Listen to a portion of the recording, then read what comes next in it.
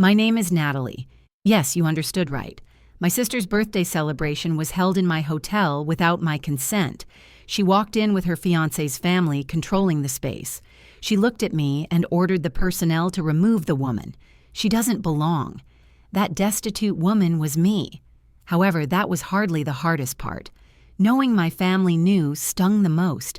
Everything was well planned. They demanded payment without explanation, expecting my compliance.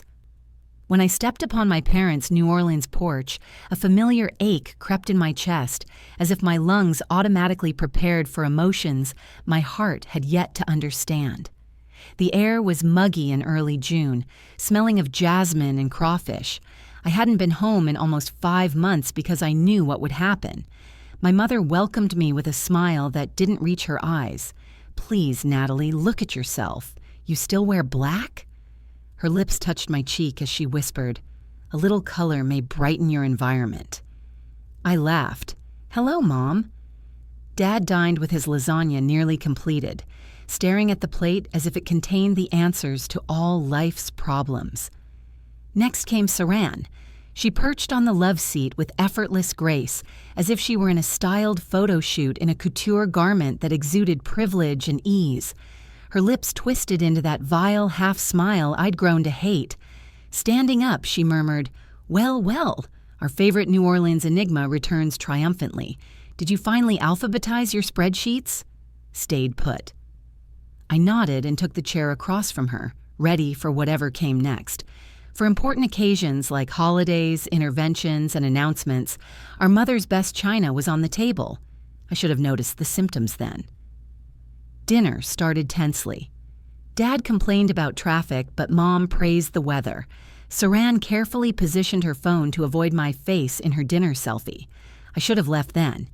Instead, I ate bread, reminding myself it was dinner. Saran stood up. Her eyes lit up as she raised her glass to reveal something amazing. As my 33rd birthday approaches, I'm excited. It will be a moment of lasting significance. I kept chewing. I found a perfect warehouse rooftop. With live music, drone footage, and a horse-drawn carriage, a champagne wall stands proud. Imagine Paris lighted to enhance its beauty. She paused, letting the meaningful stillness linger. The entire cost? Just under $150,000, I was stunned. I purposefully set my drink down. Her resolve was unshakable. She pointed directly at me and added, "And you, make it happen.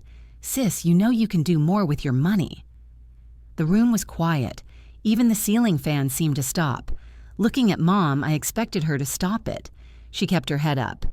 "Dear, that would be special for your sister. Your recent blessings have been outstanding.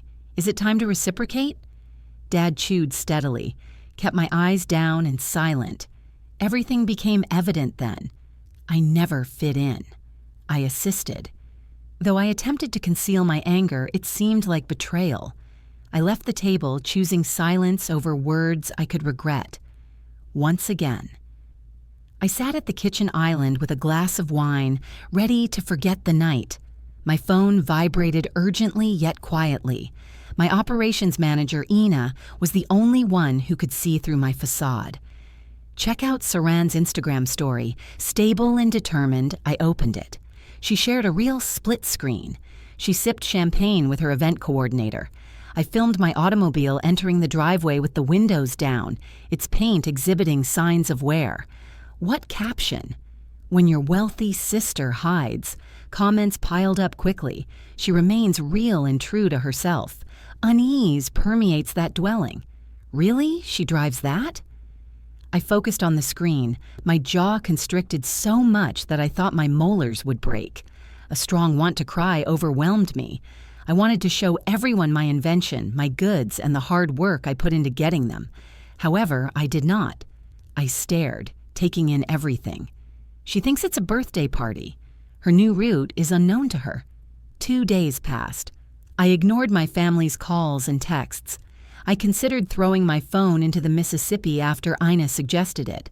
I ignored distractions and focused on zoning permits and spreadsheets. Though my hands were moving, my chest felt heavy.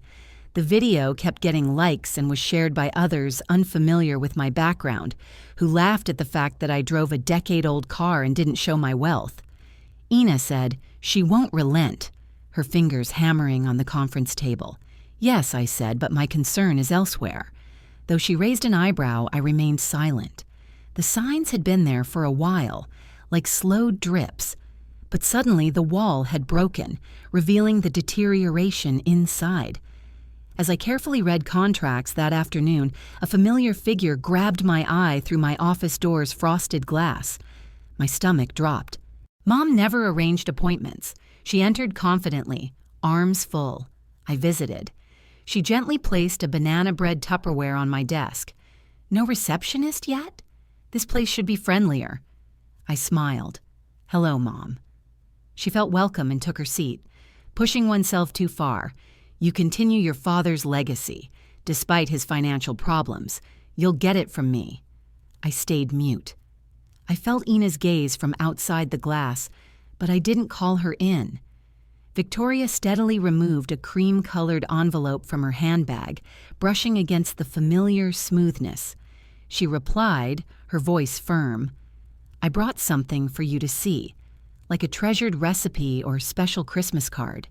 Keeping my cool, I opened it cautiously, expecting only a thank you for supper. A detailed budget breakdown showed meticulous preparation and consideration. The crowning event is Saran's 33rd dream event. Venue donation plainly highlighted in pink, halfway down. With $150,000 at stake, Natalie contacted her. "Is it certain?" Dry throat. "Is it certain?" My voice cut into the air before I could control it. "This is verified by whom?" Victoria smiled consistently. "Please be clear and avoid unneeded difficulties, my love. Saran can't afford this, and your father and I live on a fixed income. Sister of yours." I set the package down like it was too heavy. She publicly rejected me, which hurt. She was playful. She publicly rejected me, which hurt. Her situation is difficult. I regarded her. "Are you expecting me to pay for someone who made me a joke for her audience?" My position is obvious. Her voice was firm as she said, "I'm presenting the strategy. Your responsibilities have always been heavy. This is expected." Again it appeared. Expected, not asked, not discussed. Decision made. I took the Tupperware and returned it firmly. I calmly said, "Thank you for the bread." She looked traumatized, like I had hit her hard. "Natalie, don't go this way. Your approach is over-dramatized. It seems that words' meaning has been misinterpreted," I said. She stood, fixing her blouse, as if triumphant. "I can provide you the planner's information. Her uniqueness will captivate you." She went, leaving her perfume in that awful envelope. I didn't tear it. I stayed silent. As I approached the window, I looked down at the street and set my jaw in determination. They didn't inquire. They thought I would purchase their silence. I lingered before the window, staring at the emptiness, longer than I wanted. I only noticed the sun's absence after it set. After turning off the lights, I entered the kitchen in the house's silence. The banana bread, wrapped in cellophane, sat on the counter as a silent reconciliation. I stared at it as if it could move or speak. My mother usually used that recipe when I was sick. I once thought it meant love. At that moment, it seemed like a sweet warning. I drank wine, opened my laptop, and tried to ignore them. Everything matters. Lease renewals, property maintenance notes, wages. I kept my hands still. I stared at the shimmering screen as the lettering blurred. That instant, recollection flooded in. At 10, I was alone in a hospital bed with thin white sheets and soft machine flashing. Constant beeping continued. For over a week, my mom was with me as I battled a sickness. She remained in that hard recliner, wrapped in her cloak, breathing quietly. One night, she whispered, "You're my strength," running her fingers through my hair. "Natalie, you saved me from my darkness." Staring at her made me feel weak and insignificant. Her voice was angry when she called Dad the next night to complain about not bringing the right insurance documents. We gave everything for her, but she left. "Martin," I quit. You work night shifts with dedication. I will act as needed. We will not abandon her in that horrible location. She smiled at me again after hanging up, as if the moment had evaporated. My love, we sacrificed much for you. Promise me you'll always keep that. I nodded firmly at 10.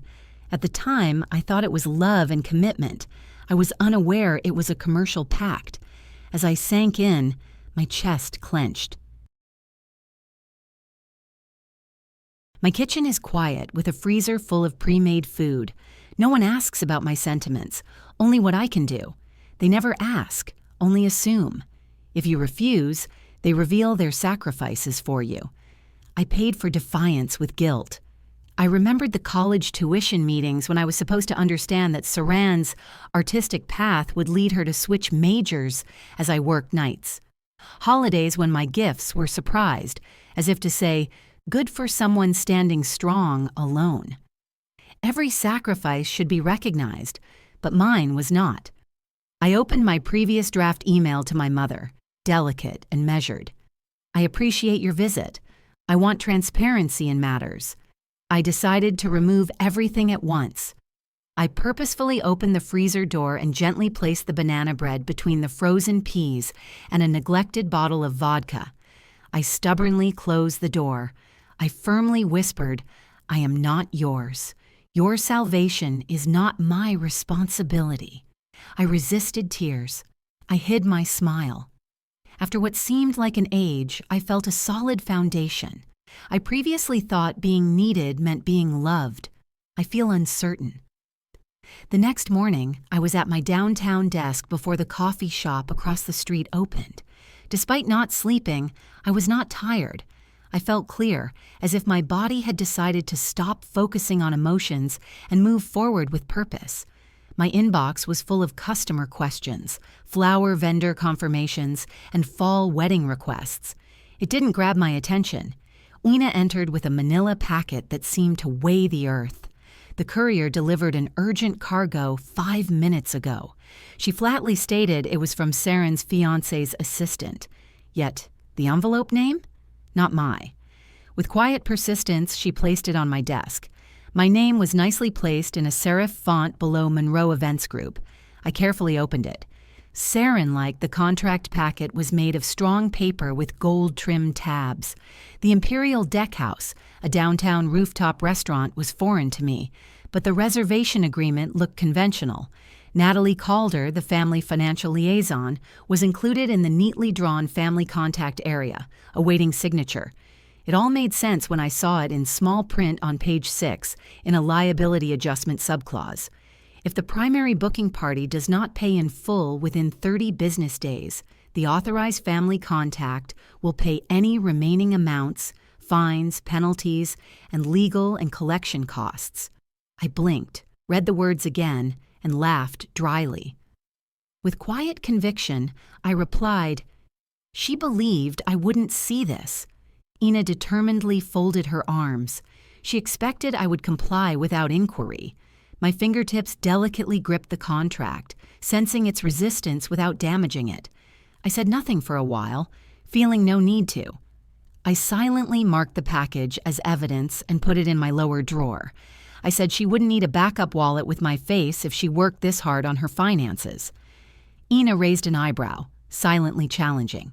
"Do you want me to destroy it?" Keep the number in her mind. I created a new email and sent it to Monroe Events Group's assistant. No greeting, no warmth. Concerning, request contract, form. Emotionally submitted documents are not accepted. Every future communication will go through our legal department. We reject unsolicited contracts. M contacted her. I sent without wavering. With determination, I opened my calendar to the next week and set up a new recurring event. In charge of finances, family, I stared at the screen longer and resolved to myself that I would never be caught unprepared again.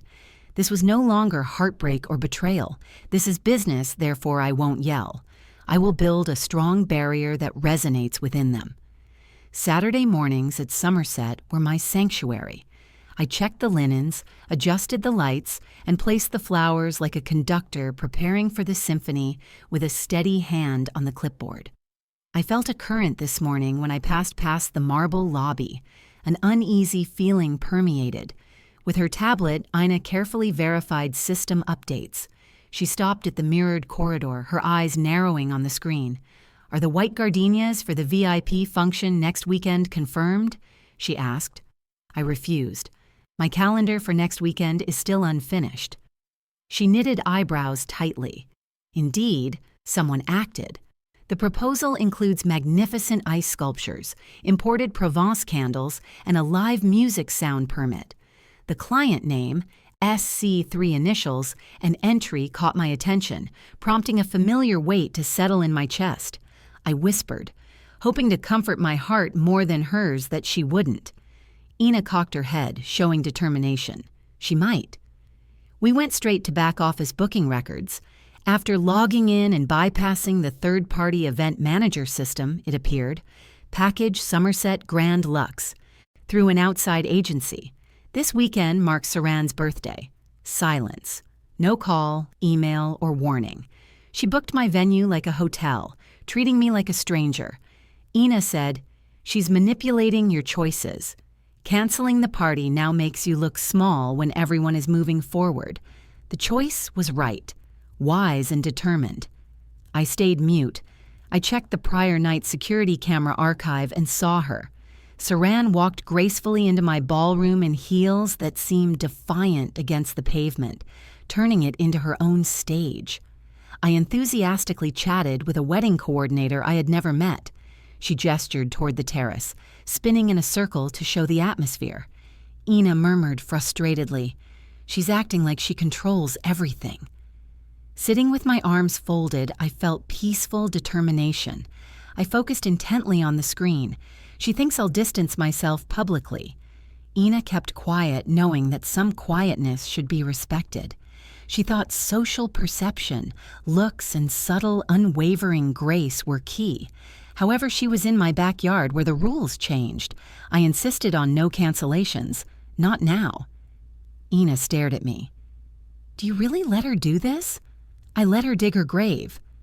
I opened a blank desktop folder to give it purpose. An unlawful booking happened. SC. Creating a subdirectory is next. Fully document all communications. She wants this party to be her defining moment, I added, my gaze determined. We'll make sure she deserves it all. Ina smirked quietly, confident. "Want our activities documented? Want a mountain?" Walked back into the foyer. Staff prepared for a bridal brunch, unaware of the silent fight beyond sight. This went beyond candles and contracts. This went beyond birthdays. Ownership of the gate name was at stake. Wednesday afternoon, frozen in time. The subtle scent of gardenia from the front yard drifted into my home office via slightly ajar windows, a modest reminder of the beauty outside. Finally, I found my rhythm, carefully arranging contracts, tweaking floor layouts, and sipping my second coffee in quiet.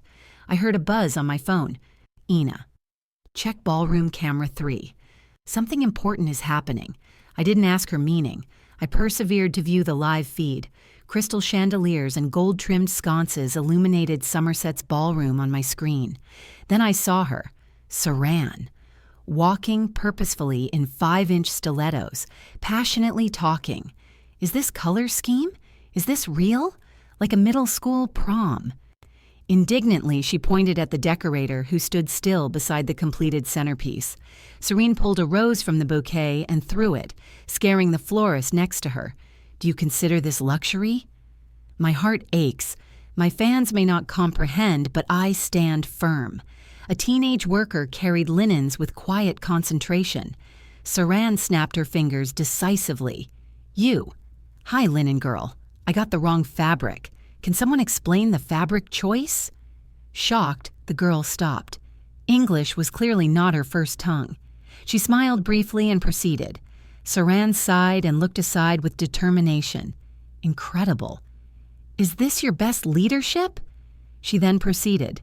She determinedly grabbed the clipboard from the table, scrutinizing its contents before slamming it onto the marble floor. I persisted. Unwavering, I stood firm, simply observing.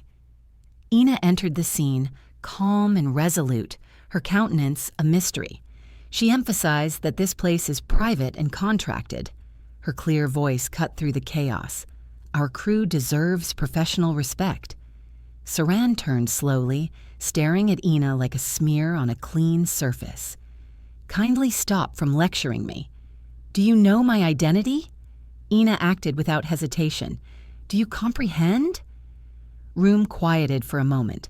Saran sneered and silently complained about unappreciative staff and legal support. However, her words were ignored. I learned everything I needed.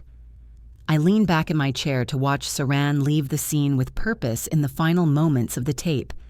After rewinding, I listened again. However, her voice, face, and entitlement were preserved. A folder on my desktop waited as I decreased the video, determinedly handling it. One file had Client Policy Section 3.2, which outlined termination and ban grounds. The hatred against workers, slander about the venue, and willful property damage were all present. I carefully clicked and dragged the video into the folder, knowing it was appropriate. She thought she was imagining alone, yet she gave me all I needed without knowing it. She divulged more than she thought. 2 days later, the Somerset Ballroom exuded magazine-worthy grandeur. Beautiful orchids decorated marble banisters with serene beauty. Golden chairs stood firm against ivory linens. The chandeliers sparkled as if they knew their fate.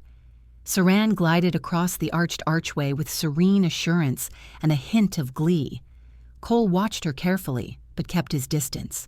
Catherine and Winston Monroe, his pa, traveled steadily. It was clear they judged areas by airflow. Saran pointed to the grand staircase. This is incredible. It feels inherited. I watched the security footage from my upstairs office. Ina stood near the entryway, welcoming them with poise and quiet strength. She glanced at the camera and nodded. Events occur. I corrected my posture, tightened my navy blazer sleeves, and waited quietly. Saran began her dramatic diatribe below. The chandeliers, bringing Austria to you, tailored for purpose. The owner works with elite clients, amazingly unique. Catherine cocked her head, determined. Who owns? Saren's determined smile shone. Deep bonds bind us. Winston silently showed his strength by clasping his hands. You stay unaware? Before she could escape, Ina boldly pressed a tablet button. The ambient music stopped. As the room fell silent, I descended. I purposefully tapped the marble steps with my heels. All eyes were fixed. I paused at the middle, looked at Saran, and smiled softly. I continued unwaveringly. I firmly extended my hand to Catherine and said, Welcome to Somerset. I'm Natalie Calder, estate owner and creative director. Winston paused, closing his eyes to think. Catherine lifted her eyebrow, her eyes looking curious rather than offended. Saren. She seemed like the ground had vanished, leaving her in bewilderment. You own this place? Her rasping. You live in that modest house. I stared at her steadfastly. A sensible businesswoman values prudence. She builds them with tenacity, letting their voices shine. Catherine smiled softly, showing strength. This is refreshing. I wondered if anyone under 60 valued caution. Winston nodded resolutely. Amazing, Miss Calder. Truly remarkable. Cole stared at me more intently. No sympathy or confusion. Acknowledgement. Saran remained still, lips parted, looking for the words she couldn't find. Silence lasted. I didn't celebrate, stayed put. I faced Ina with determination. I requested that you lead the Monroes to East Terrace. I'll join soon. Ina nodded toward the corridor with quiet determination. Saran watched them move, breathing shallowly and clenching her hands. I passed without looking at her. For the first time, I found power within myself and stopped needing their approval. I held my ground, dominating. We walked steadily over the terrace. The Monroe family viewed the grounds with quiet dignity, sharing knowing glances and speaking only when required. Catherine pulled me away from the fountain group while Saran sought to rejoin the conversation. "You made everything?" Catherine asked. I proclaimed from the start. She breathed deeply and looked at her with a look only an experienced person can give, a mix of appraisal and unshakable support. Our family values your qualities, unwavering determination, results. Behind us, Saran's voice rang. "Wait, Catherine, can we talk?" Her voice sounded fragile. Catherine didn't turn around when she spoke like her younger sister for the first time since childhood. Winston moved closer, placed his hand on Cole's shoulder in silent support and strength. He told him clearly that it might be time to consider what important. Cole looked at Saran, then at me. His silence spoke everything. Silence did not protect her. It exposed her. Saran fainted in the hallway, their heart heavy as they left. She slumped against the mirrored wall, her makeup blurring, her voice shaking with a heartbreaking sob. I kept going with confidence. I confidently passed her with my head up high, heels in place, and pulse hidden. I turned off all my lights at home that night, leaving only the kitchen lit. The hush was heavy. It was meaningful because it showed hard effort and perseverance. As I sipped my tea, my phone vibrated with a quiet message from my father. "Can we talk?" Despite uncertainty, I called. His response was immediate. "Hi, sweetheart." I didn't reply. "I think we should step back and not push things, okay? Her birthday week continues." That was it. The truth had to be said. "Currently, I cannot be proud of you. You handled that gracefully. Maintain composure." This is her time. I laughed gently into the phone. I stood firm and voiced my mind. "I stood before you, but you didn't notice." He breathed deeply. "It differs from expectations. Just like I said, always this way. Simply put, we want our family united." "Unyielding," I said, "always fractured. The frail structure around Sarin is like a house of cards." He confronted it. With calm, I said, "I'm not furious. Have reached my limit." He paused to think. "Your words don't capture your sentiments." "I do," without hesitation. I hung up. My smooth hand placed the phone in the drawer next to my sink and closed it softly. As night fell, New Orleans lights flickered stubbornly. A jazz bar a few streets away played soft music, an emotional tune that makes you crave and live. I saw everything happen. I won't wait for anyone. I'm not waiting for new contact, breathing in and out. My family is here. I stopped desiring their presence. 2 weeks passed. No headlines, no apologies. Simply still. The profound, unwavering silence found its spot. At my kitchen table, I was carefully sorting contracts and drinking lukewarm coffee when I noticed the email, "Sincerest Apologies," by Martin Calder. Before doubting myself, I pressed it. "Yes, you were right. Should have had the strength to stand. I'm sorry, Dad, it was then. No exclusions. Stand firm and direct. You know your sister's nature." 1 sentence. Despite being late, it's clean. I read 5 times. I decided to let go then. I managed to smile then.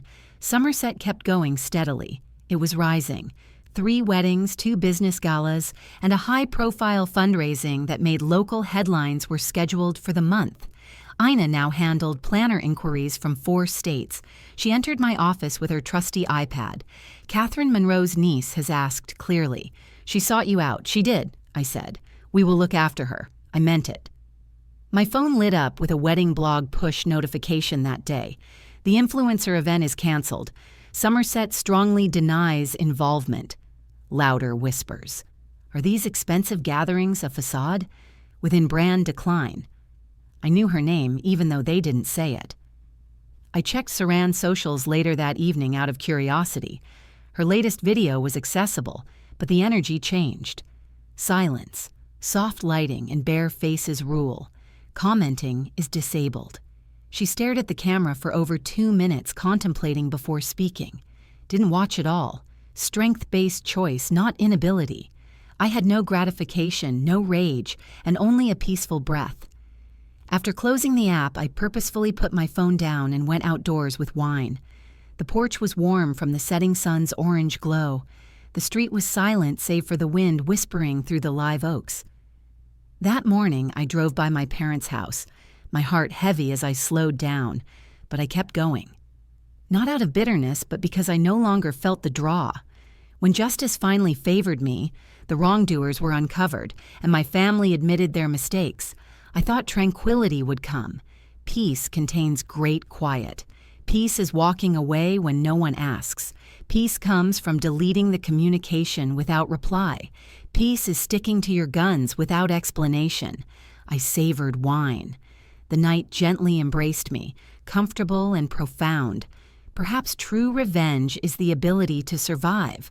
I've learned that others' treatment doesn't bring peace. It comes when you value yourself. For years, I thought loyalty meant silence. Being a good daughter and sister meant dimming my light to let others shine. However, receding has never brought deliverance. You may love your family and set boundaries. Leave without resentment. Let go of needing approval from those who have never seen you. I was strong in quiet resolve, not volume. I won by finally speaking up. Can I ask you something? Have you felt the weight of being unseen in your story? Have you ever carried undeserved guilt? Comment your thoughts. I crave your honesty. If this tale touches you, share a simple one or tell me where you're watching. No problem if it didn't resonate. Tell me your ideas and reasons. Was it the message, speed, or finish that resonated? Real people relate to this channel's stories. Subscribe for more emotional storytelling like this. Nothing is certain. Next narrative may capture and express your emotions. I value your time here. Until next time.